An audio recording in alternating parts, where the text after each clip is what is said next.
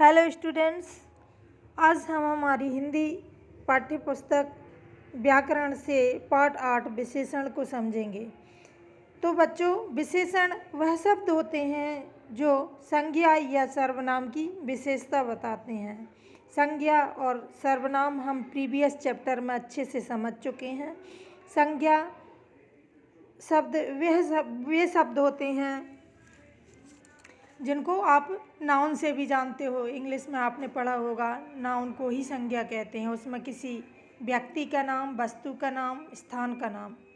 सर्वनाम वे होते हैं जिनसे संज्ञा को मॉडिफाई किया जाता है। जैसे संज्ञा की जगह सर्वनाम का उपयोग किया जाता है, वो सर्वनाम होते हैं। जैसे वह, उसका, इसका, उसने, इसने, ये सब सर्वनाम होते हैं। तो आप संज्ञा और सर्वनाम से अच्छी प्रकार से परिचित हैं। अभी हम यहाँ विशेषण को समझेंगे। तो जो संज्ञा या सर्वनाम की विशेषता बताने वाले शब्द विशेषण कहलाते हैं। जैसे उदाहरण के लिए मीठा आम। अब यहाँ देखिए, मीठा क्या है? विशेषण है, क्योंकि वो किसकी विशेषता बता रहा है? आम की। आम क्या है यहाँ? संज्ञा, और उसकी विशेषता बता रहा है ये मीठा शब्द, तो ये विशेषण कहलाया। इसी प्रकार दूसरा उदाहरण, सुंदर बालक। बालक यहाँ संज्ञा हो जाएगा और सुंदर जो है वो विशेषण कहलाएगा। अब यहाँ और आगे देखिए, मैं, सोनिया और आदित्य मम्मी पापा के साथ कलकत्ता घूमने गए। वहाँ हमने ऊंची ऊंची इमारतें देखीं, बॉटनिकल गार्डन में नई नई किस्मों के पौधे देखे, एक बड़े मॉल में सुंदर खिलौने देखे, स्टेशन पर तेज़ रफ्तार से चलती लंबी रेलगाड़ी देखी। उसके दरवाजे अनोखे थे जो अपने आप खुलते हुआ बंद होते थे। गर्मी बहुत थी, इसलिए ठंडा जूस पिया और खूब मस्ती किया था। ये सभी रंगीन में जो छपे हुए हैं, ये सभी शब्द क्या हैं? संज्ञा। कौन कौन से शब्द? ऊंची ऊंची, नई नई, सुंदर, तेज, लंबी, अनोखे, ठंडा, खूब, ये सभी शब्द क्या हैं? संज्ञा।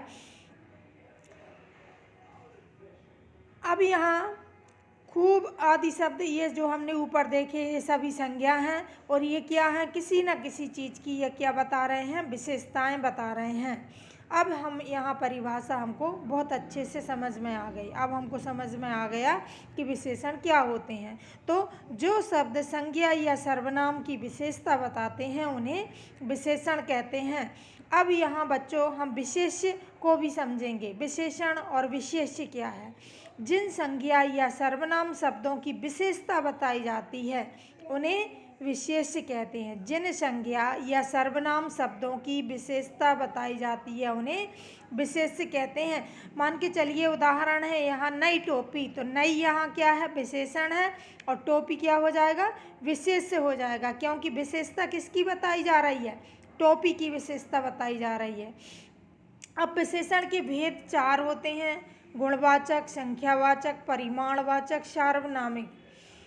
तो सबसे पहले हम गुणवाचक विशेषण को सीखेंगे। जो शब्द संज्ञा या सर्वनाम शब्दों के गुण दोष, बच्चों यह ध्यान रखिए, इसका नाम है गुणवाचक विशेषण। तो इसका मतलब यह नहीं है कि इसमें सिर्फ गुण की विशेषता बताई जाती है। इसमें बहुत सारी चीज़ें इंक्लूड होती हैं, जैसे कि गुण भी होते हैं, दोष, आकार, रूप, रंग, अवस्था आदि, ये सब इसमें शामिल होते हैं। वे गुणवाचक विशेषण कहलाते हैं। अब हम यहाँ देखते हैं विशेषण कुछ दिए जा रहे हैं। जैसे गुण।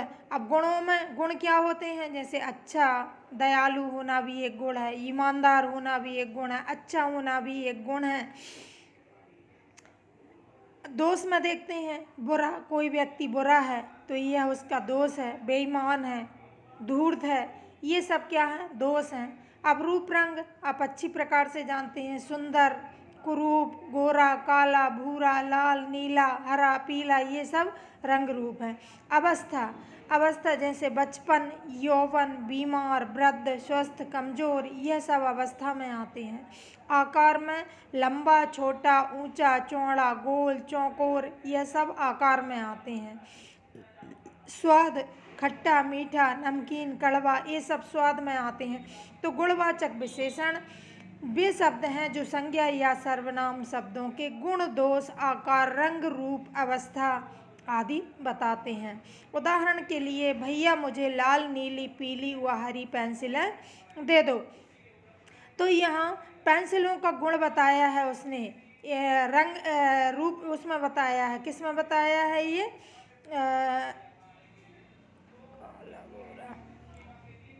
रंगों में बताया है, लाल, नीली, पीली व हरी। तो जी क्या है? रंग है ना, लाल, नीली, पीली, हरी या रंग। रेलगाड़ी बहुत लंबी है। तो यहाँ रेलगाड़ी को किस चीज़ में डिस्क्राइब किया है? आकार में। इस उदाहरण में रेलगाड़ी का आकार कैसा है? लंबा है।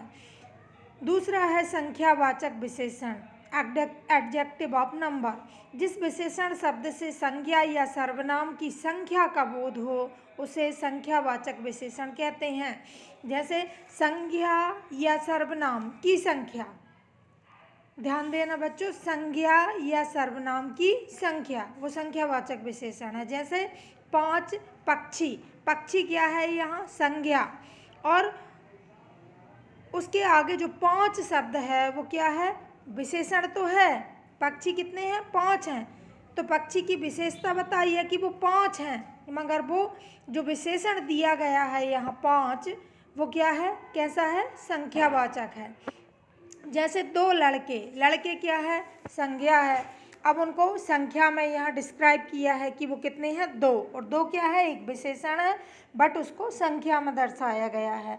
4 पुस्तकें, इसी प्रकार यहाँ पुस्तक संज्ञा है और 4 एक विशेषण है जिसको संख्या में दर्शाया गया है।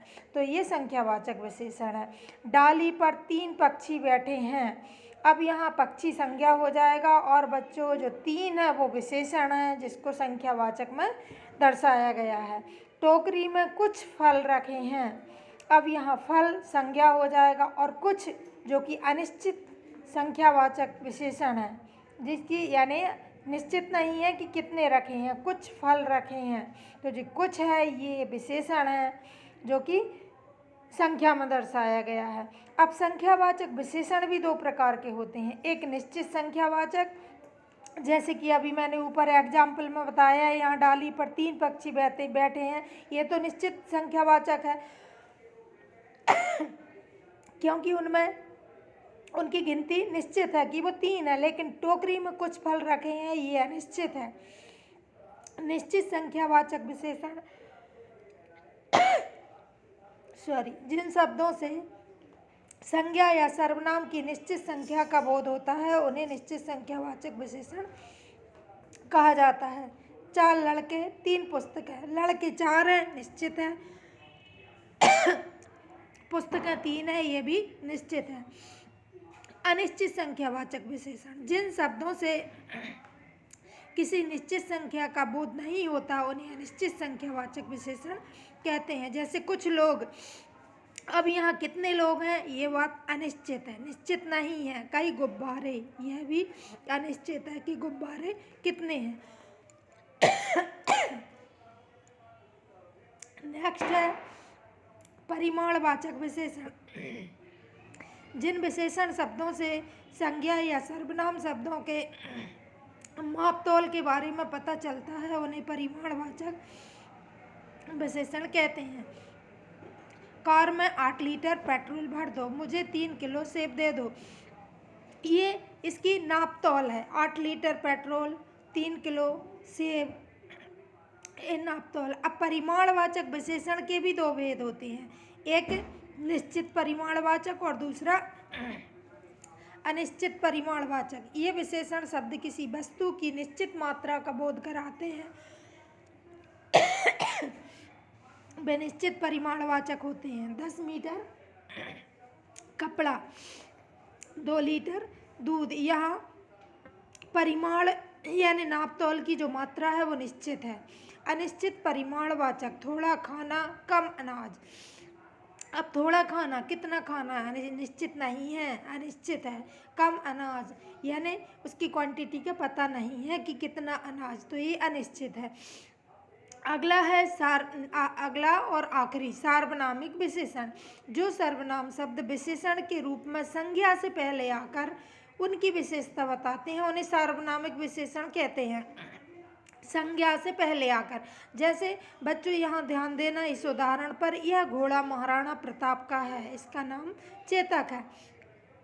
अब यहाँ जो इसका क्या हो जाएगा, इसका तो यहाँ सर्वनाम है, बट जो यह है ये सर्वनाम के रूप में घोड़ा जो कि संज्ञा है उससे पहले आकर सार्वनामिक विशेषण के रूप में कार्य कर रहा है। जैसे इसका घोड़ा है, कहीं ऐसा होता तो इसका क्या है, सर्वनाम है। यहाँ ध्यान देना, सर्वनाम और सार्वनामिक विशेषण दोनों में डिफरेंस है, यानी अंतर है। इसका तो सर्वनाम है, बट घोड़ा जो कि संज्ञा है जिसके आगे यह शब्द जो है ये सार्वनामिक विशेषण है। यह घोड़ा की विशेषता है कि यह घोड़ा, बट यह एक विशेषण सर्वनाम नहीं है, सार्वनामिक विशेषण है। यह अमन का घर है, उसके घर में यह बगीचा है, तो इसके उसके यह सर्वनाम है, लेकिन अमन और यहाँ घोड़ा इस पहले उदाहरण में के आगे जो यह लगा हुआ है ये सार्वनामिक विशेषण है, क्योंकि संज्ञा से पहले लगकर इसने संज्ञा की विशेषता बताई है। तो सार्वनामिक विशेषण आपको आई थिंक अच्छे से समझ में आ गया होगा। संख्यावाचक विशेषण और परिमाणवाचक विशेषण में अंतर। जिन वस्तुओं की, इनमें क्या अंतर है दोनों में, जिन वस्तुओं की गिनती की जा सके उन्हें वो विशेषण संख्यावाचक होते हैं, कि यानी कि जिनको हम काउंट कर सकते हैं, गिन सकते हैं, वो संख्यावाचक होते हैं। जैसे 2 पुस्तकें, 5वीं मंजिल, क्योंकि हम उनको काउंट कर सकते हैं। लेकिन जहाँ वस्तुओं की गिनती नहीं की जा सकती, उन्हें माप तौल द्वारा जाना जाता है, वहाँ परिमाणवाचक विशेषण होता है। जैसे 6 लीटर तेल की क्या आप गिनती कर सकते हो, नहीं कर सकते, उसको मापा या तौला जाता है। 2 मीटर रस्सी की गिनती नहीं कर सकते, मीटर है, मीटरों की गिनती नहीं कर सकते हम, उनको जो रस्सी है उसको गिन नहीं सकते, उसको नाप सकते हैं, किसमें, मीटर में। तो आई थिंक संख्यावाचक विशेषण और परिमाणवाचक विशेषण आपको अच्छे से समझ में आ गया होगा। दूध, तेल, शहद, डीजल, पेट्रोल को मापा तौला जा सकता है, गिना नहीं जा सकता। आप यहाँ मान के चलिए जितनी भी लिक्विड चीज़ें होती हैं उनको हम माप तौल सकते हैं, काउंट नहीं कर सकते, गिन नहीं सकते। 4 लीटर दूध, घी में 4 की संख्या से भ्रमित नहीं होना चाहिए, घी को तौला जा सकता है, अतः 4 लीटर परिमाणवाचक विशेषण है। यहाँ 4 लगा है तो आप कंफ्यूज मत होना, क्योंकि घी एक लिक्विड है, द्रव है, और उसको हम मापते हैं, उसको गिन नहीं सकते। 3 पक्षियों में पक्षियों की गिनती संभव है, अतः यह संख्यावाचक विशेषण है, क्योंकि हम पक्षियों को तो गिन सकते हैं। तो बच्चों यहाँ हमारा पार्ट 8 विशेषण आई थिंक आपको अच्छे से समझ में आ गया होगा। Thank you.